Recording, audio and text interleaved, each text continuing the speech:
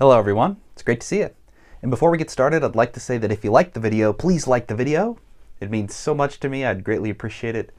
And subscribe if you want more content. I would love to have you around in this little community and come see what games we're playing. Today, I'd like to talk about this game, Prey. Developed by, actually it's kind of a long story. This is the collector's edition. I think the only edition. It's called Limited, but when I go on eBay, it's the only version of Prey 2006 that I could find.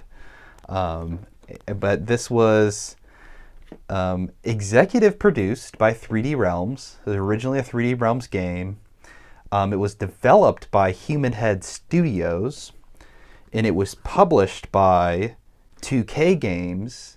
And the Xbox 360 version was ported by a small studio called Venom Games, who's only really been involved in a couple of titles in development. So I love kind of just looking at the bottom. We have a line of logos that help indicate who exactly all worked on this title. This is a 2006 release for Xbox 360 and PC. Very interesting, being that it is kind of a 3D Realms game. I think that's a name that you just don't hear a whole lot talked about nowadays, but 3D Realms is a very influential, especially in the FPS space, having developed a number of huge IP from Doom to Wolfenstein. And Prey is not just a game that was decidedly developed for in the 2000s. Actually, this title first began as a concept back in the mid-90s at 3D Realms. And Prey was designed to be kind of a cutting-edge title. I mean, that's what 3D Realms really wanted to do with it, was make it a playground for concepts, game concepts. And so they developed a number of various iterations, kind of led by this guy, Tom Hall. And Tom had worked on Doom and Wolfenstein and Commander Keen. And so Tom really had kind of a storied background in terms of his professional development and game development and so on and so forth. So once he had some ideas down and kind of in the testing phase, Prey then went on to a new team who was formed to kind of take the game into pre-production and begin working on it.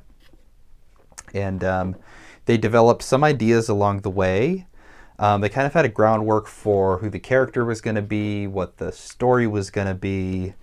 And this new team developed a setting for the game on a ring-shaped world called Halo, or actually Trocara. Nah, I'm just playing. And the world of Trocara was inhabited by the Keepers, an alien race. And so these were kind of some of the building blocks in terms of the story and setting and so on. But the engine that was being developed alongside this game was ID Tech 4. And ID Tech 4, and really working on this game, was meant to be kind of a launching platform for Duke Nukem 5, which we didn't get at Duke Nukem 5 using ID Tech 4.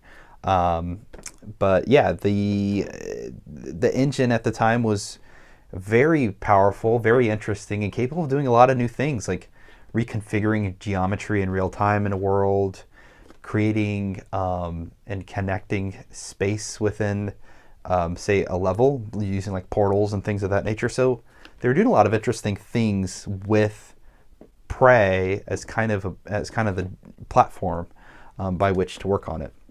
But, because of how feature-rich the design was for this game and all the things they were working on, production and actually making a game became kind of a side project, almost. Production, totally halted on some of these early iterations of Prey. And so they actually canceled production for the rest of the 90s, and it wasn't until about 2001 that 3D Realms said, hey, let's actually get developing and releasing this title. And so they commissioned Human Head Studios to come along and begin working on it. The Xbox 360 in the early 2000s was kind of already an idea. They were developer kits and ideas of what the power capability would be. And of course, PCs had already kind of evolved to be capable of some of the ideas that 3D Realms was working with. And so they and Human Head Studios began kind of putting some of these into practice and building a new iteration of Prey, which would go on to be this 2006 version that ultimately got released. So the game was, in production for a few more years.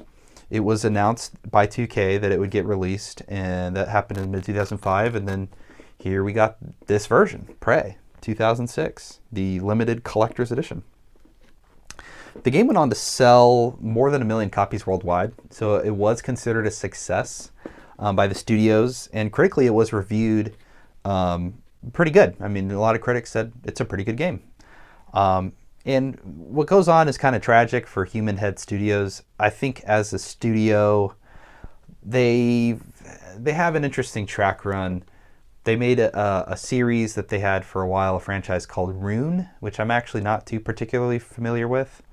But then the next gen titles that kind of happened along this generation were Brink, which, if you know anything about Brink, was kind of on put the studio on the brink of disaster, total disaster. And then they had another game that they worked on called Defiance, which was also kind of an issue. So, ultimately there were some problems there along the development process for Human Head Studios as kind of a long living studio, so to say. And so they were working on a second Prey game, of course, but Pete Hines would later go on to say that, hey, we canceled it. It wasn't as where we needed it to be, and the quality wasn't what we wanted it to be.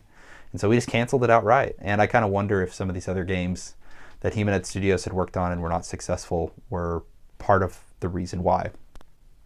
And then ultimately, Human Head Studios actually got liquidated, and they were moved to Roundhouse Studios in like the later 2010s, and then Roundhouse Studios was recently closed as well and formed into ZeniMax or absorbed into ZeniMax by Microsoft. So that's kind of your legacy of this title. And so I've ranted about the game a lot. I've been holding it a lot. Let's just figure out what's inside this, and then we'll actually talk about the game itself. So I actually really like this collector's edition. It's pretty cool. We have this sleeve on here, and we just get the logo and stuff, and then you get our protagonist Tommy. He's on the side there. And some things on the back just kind of showing off what exactly the game's going to be like. They also point out here some of the stuff that's in this packaging, which includes, right up here in the top, metal packaging, figurine exclusive, soundtrack. So there's all sorts of little things that you get as part of this limited edition. And when we open up the packaging here, get this sleeve off, we get this really nice metal tin, which is probably going to look kind of bad in the lighting that I have for this video here. But I actually really like that it's not just like your standard steelbook. It's like a whole case, which is really impressive. And when we pop it open, we have a ton of goodies inside. So we can just break them out. So one of the first things that you get is 2 metal figurines. And actually there were 3 in total produced as part of this run for this physical copy. And I have the third one. I'll show you in just a moment. And then the other thing we get is, of course, the disc. I actually got 2 discs in here right now. I just didn't have a place to put the second copy of the game that I have. And then let's get the rest of this out. We get a standard manual, which is cool enough. And there's not anything too fancy in here. We get a little bit of background story on just kind of the setting and tone of the world. And then there's, just your standard informational stuff telling you, oh, here's the environments, here's some of the items that you'll use in the game. And telling us a little bit about some of the creatures. You got some creatures there. So yeah, I would say overall, pretty standard manual stuff. I like this I guess, ad in the back of the booklet. And I often wonder like how many people have actually looked at some of this stuff, but this is for DRT Entertainment. Guaranteed rock satisfaction. And I'm going to guess it's because there is a jukebox in the game that has all sorts of licensed rock music, that maybe there was some association there. Not that I found in my research necessarily. And another item that you get in the collector's edition, The Art of Prey, which is, you know, just kind of a concept art book. And actually, some of these are pretty insane concept art pictures, which I thought was pretty cool, just to look through some of the creature designs and some of the level design. I mean, some of this concept art is pretty neat, I would say, overall. And so it was pretty nice to kind of look through and just reference like, oh yeah, I remember seeing, you know, stuff like that in the game and so on. I often wonder about concept art such as like this stuff. Like, what is this exactly supposed to be? Just decorative pieces that they were designing for 3D modeling purposes or something? Good question. All right, I also got free soundtrack for the game. And code and all there. Feel free to have it if you want. I always love these when they're included in the games. This is the registration card for the game, 2K. And I often wonder when I go look up these addresses if I'm going to find a studio there still. I didn't check, but 2K in Ohio, I wonder if that's still a thing. And then here's my third figurine, Prey Mutate pewter figurine. And this is a design, as you'll see on the back here, one of the characters, or one of the enemies you fight in the game. The packaging on here is a little smushed, unfortunately, but that's okay.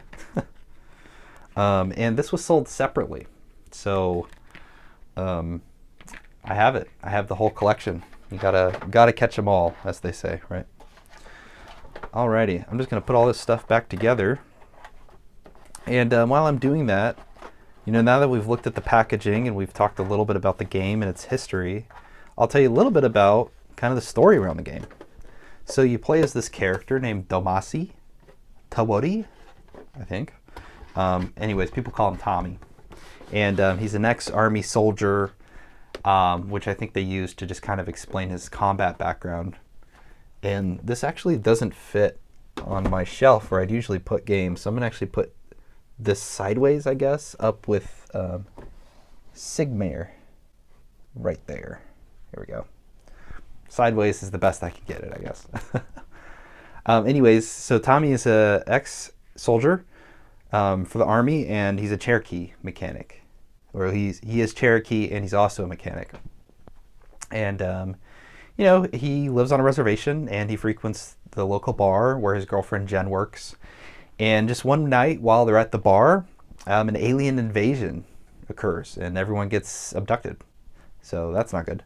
From there, on board this alien craft, Tommy escapes captivity and basically just begins this path of carnage to go through the ship and save his girlfriend Jet. And that's the story. And yeah, I mean, that's about the story. I guess that's about all you need.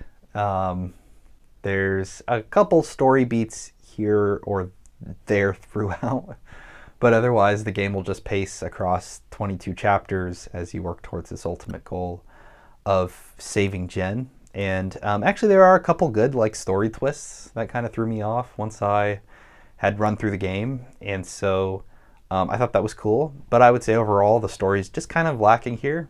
I think what you get more is in the lore building around Tommy and his identity.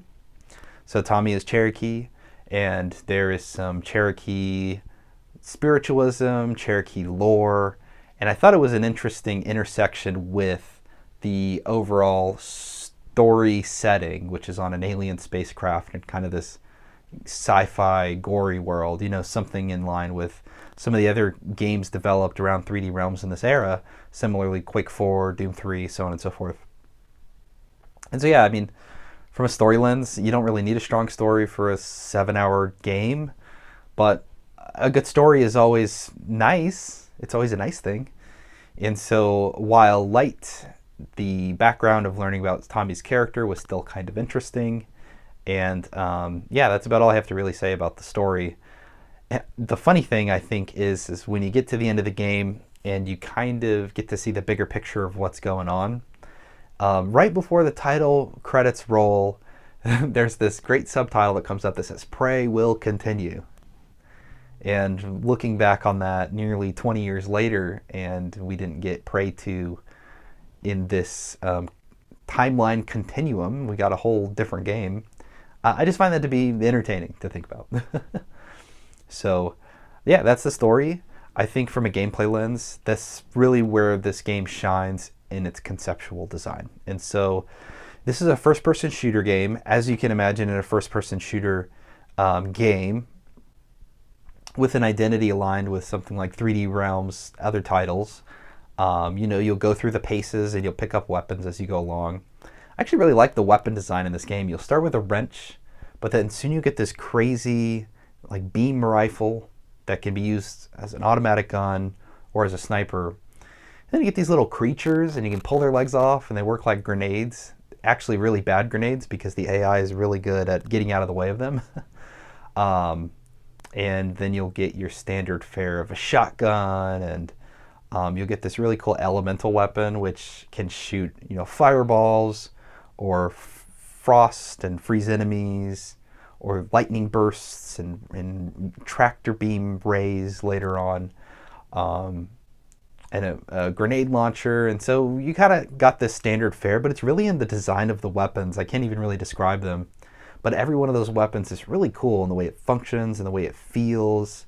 And I really felt the shooting overall, which is the big character here in the game, was well designed, well animated, and very interesting to just interact with. I think similarly, fighting the enemies is engaging as well. The enemies can be pretty smart at times. Later on in the game, you'll go through a series of levels in which the enemies actually get pretty annoying because they're good at dodging your shots, and many of them fly around, or some of them can absorb certain types of damage, like explosive damage. And so the game does feel engaging, and I did feel encouraged throughout to continuously, just kind of switch my weapons as I go along. And I feel that's because the ammunition for these weapons is paced really well, too. That was one of my favorite design functions of playing Doom Eternal, was that the big battles in that game felt like you really had to expend all the ammunition you had across your weapons and continue to be creative on how you utilize those. I feel like a lot of FPS games, I just recently played through Stalker as well, kind of get to a point where you'll find the best weapon, and that'll be the weapon that you use. And that was my experience across, say, the Stalker trilogy. And so it was cool to go into a game where every time I was fighting different styles of enemies, whether they charge at you or whether they try to fly away or shoot you at a distance or so on and so forth, that there was a weapon out there that I felt paired that situation well, and I was encouraged to continue to cycle through them. It's something I think is really important to get a engaging FPS action shooter experience out of your game. And so I think that Prey really did that well. Now, the level design is also a big part of this game's identity because, as I mentioned before, this was meant to be a conceptual title in which 3D Realms was working on, very cool different games. So, or different game concepts, I guess I should say. And so there's super cool things, like there's a lot of gravity puzzles. And so maybe you're on the floor of this room and then there'll be a tile up above that's kind of glowing and you can shoot it and it'll flip the entire geometry of the room to where now you're on the other floor.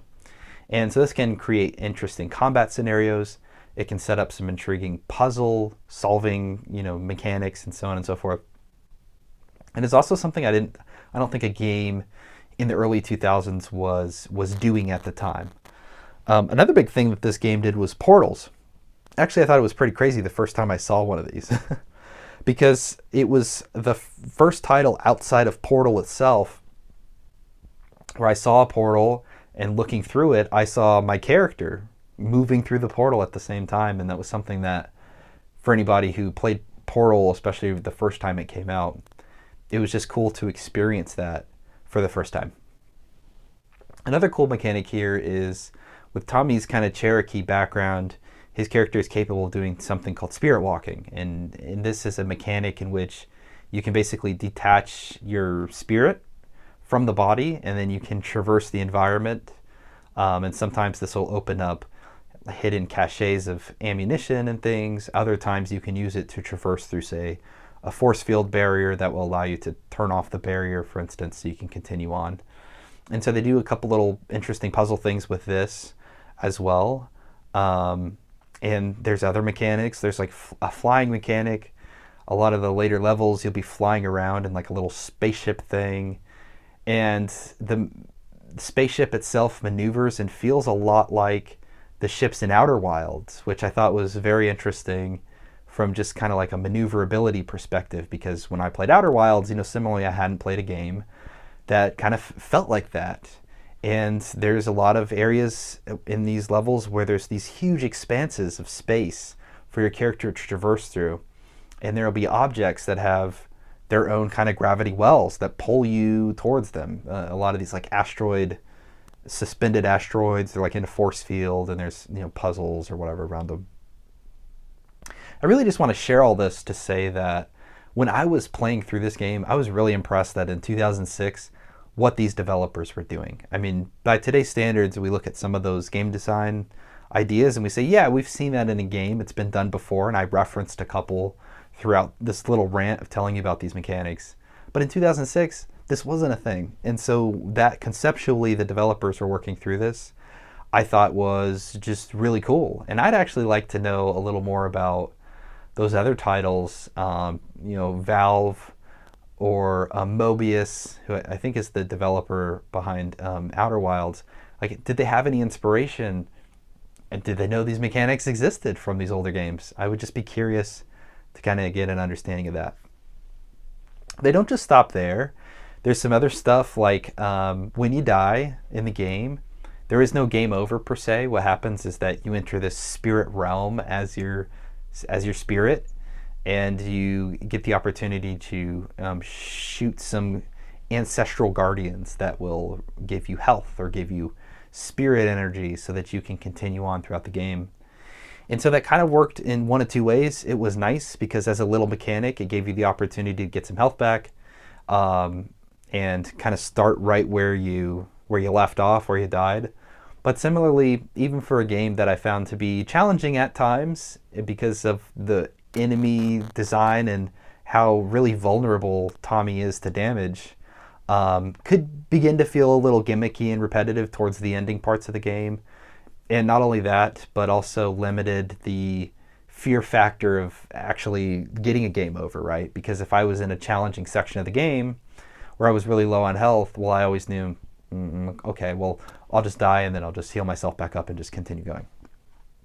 And so that was something that I kind of thought about throughout, and the way in which it affected my enjoyment of the title.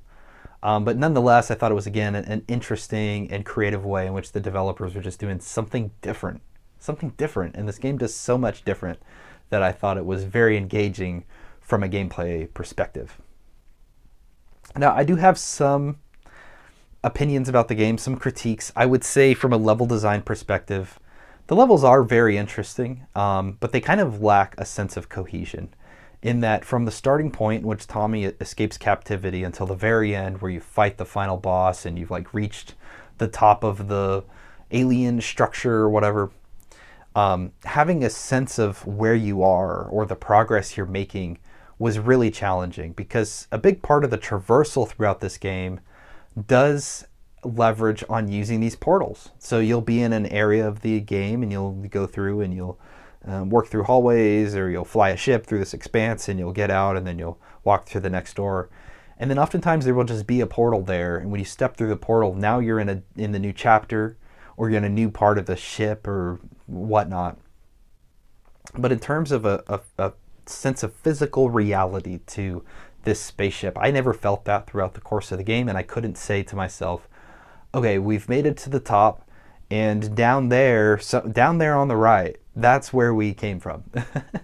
And it would have just been it would have been nice to be able to say that, because the gravity puzzles, flipping you up and around, going through these portals, flying through these big expanses across the ship, I could not find a way to really say physically this location kind of really came together. And because of that, it means as the player, as I work through these 22 chapters, my signal of how far along in the game is not based on the visual memory of what I'm seeing, right? When you play titles nowadays, you play a Breath of the Wild, you play an Elden Ring, you can look off in the distance and you can see a castle or whatever. You can say, oh, I'm going to that castle. And when you get to that castle, you can look back and say, oh, that's where I came from. And this was a thing that was already being done in games in the 2000s. We had open world games already, being developed, and designing worlds like this was not out of the norm. And so if not just because they didn't do it or couldn't do it, or maybe that was part of the design philosophy, I would have liked the developers to acknowledge it through the game's narrative or something like that. At least something for me to say, okay, this is what they were going for. Because otherwise, from my perspective, I felt like limited in my progress and not being able to understand exactly how far I'd gone outside of seeing the next chapter kind of begin. And the other thing I wanted to mention was the enemies are really fun to fight, but towards the end of the game, you just kind of get spammed with two types of enemies. There's this one enemy that I was mentioning that can absorb explosive damage. You throw a grenade at it, boom, it disappears. You shoot it with a grenade launcher, oh, that grenade just disappeared out of thin air. And so you're left to just shoot them constantly with whatever machine gun or so on that you have on you. And when those enemies go down, they don't actually die at first. They have an opportunity to climb and crawl themselves back to their little safe zone. And when they do, then they can heal up and then come back and fight you. So fought a lot of those. There's a lot of flying enemies, and they'll happen even in walking segments. And you'll have like 2 or 3 over you, and they'll be switching back and forth really fast. And not even that it's challenging to shoot them, but they just become a nuisance. It's like you're in your house and there's 2 flies buzzing around your head while you're trying to move from your bedroom to your kitchen. And it's like, go away, guys, what are you doing? And again, because you couldn't really experience a serious game over moment, again, I was just in this mood of not really thoroughly enjoying some of those final chapters as I fought some of those enemies. So overall, just to recap on my gameplay experience, I really enjoyed the diversity and interesting weapon design and choices that they went with, and overall fighting the enemies was fun, though towards the later stages they created a lot of like enemy spam, and they were also nuisance enemies. They weren't even, it didn't feel so justified in the way in which they were throwing them at you. And there were so many conceptual ideas that I found interesting and found entertaining. I rented off a number, and mind you, this game's only 7 hours long, so for there to be such a depth of different mechanics and new functionality that I had not seen in a game of this era, I just find that to be really impressive. And so I think from a gameplay lens, this was a very fun game. And I love ID Tech 4. I thought it was a cool engine that a lot of cool games came out of. And so it really did feel like I was playing the next gen Doom. It really did feel like one of those games that just because of its namesake was not really given that opportunity probably by many gamers. And I think a lot of people nowadays could have the opportunity to check it out and have a lot of fun, at least from a gameplay perspective. Now on the sound side, there is a score for this game. I don't remember so much of the score. The one song that really sticks out to me is the title theme and the loading screen theme when you're moving from chapter to chapter. It is a loud, brassy, I would describe it as a patriotic sounding score. And when I'm thinking about that song and I'm thinking about the two identities in this game, which are this Cherokee influence, right, and kind of the identity of our character and some of the themes and gameplay mechanics and so on. And I'm thinking sci-fi, aliens, spaceships.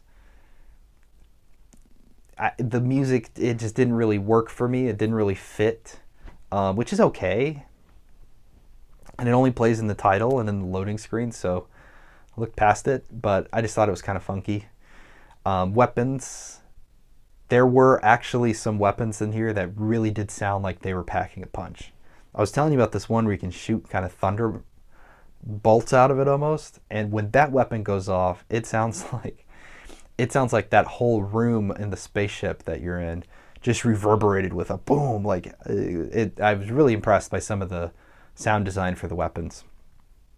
There's also some cool use of licensed music. It mostly shows up kind of when you're at the initial stages of the bar scene, and you get to mess with a jukebox, and sometimes later on. But I did like the licensed music. There's the great song Fear the Reaper, I think is what it's called, that plays when Tommy and family are getting abducted, which is also a nice kind of thematic moment, I guess. And so yeah, sound was kind of hit or miss for me. And visually, I think this game, I've described already, ID Tech 4, Quake 4, Doom 3. This feels like a game right out of that generation. And I'll be honest, it's kind of funny to say that this is an old school shooter by today's standards. This was very next gen when I was a kid.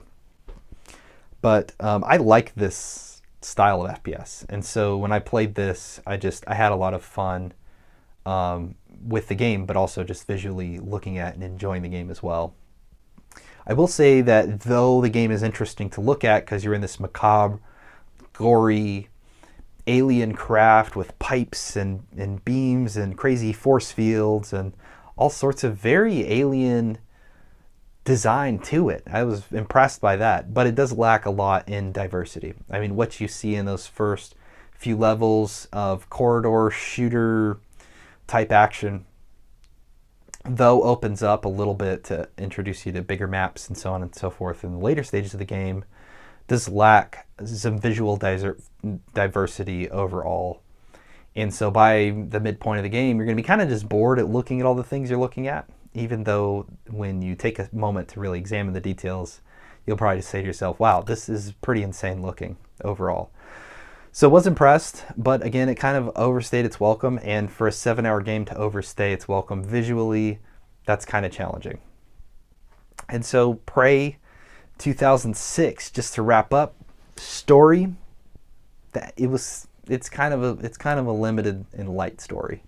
Gameplay, very awesome FPS gameplay with a number of really exciting concepts and mechanics introduced to it.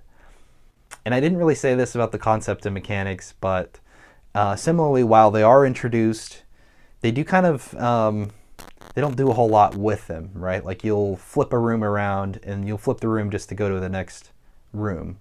But that's about as deep as the puzzles go. Spirit walking, you'll use it to go through a force field and turn off a barrier.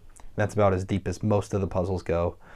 And so though that is the case, that the mechanics are really cool, still kind of lacking in some of that diversity, and I wish that they had a little more of that to it. The score, a mixed bag, graphically and kind of just visual presentation, I thought was really awesome, though was a little limited in what it was presenting. And so Prey 2006, I can understand someone saying, hey, this game is sick, it's cool, it introduced so many cool concepts, and I can understand someone saying, I'm not a huge fan of it. For me, it's a bit of a mixed bag. I really did enjoy it. It was short and it was easy to play. And for a game of this style, I don't need a fancy story. You know, I don't need it to look like I'm playing a game made in 2024. I know what I'm getting into. And I actually like the design of games made on ID Tech 4. And so I would say it's a mixed bag, but it was a pretty good game. And it's kind of a cool packaging and it's a fun game to just have in the collection. And so I'm excited that I'm the proud owner of this copy here. And so I don't know how widespread Prey of a game is, so I'd be curious to know if you've played the game, and if you have, what you thought about the game. Love to hear your thoughts, if you don't mind sharing them. And as always, as well, would like to recommend you to please like the video if you did enjoy it, and subscribe. Once again, would love to have you run. So, hope you enjoyed this review. Please share your thoughts, and look forward to seeing you next time. And until then, guys, please take care. All right, see ya.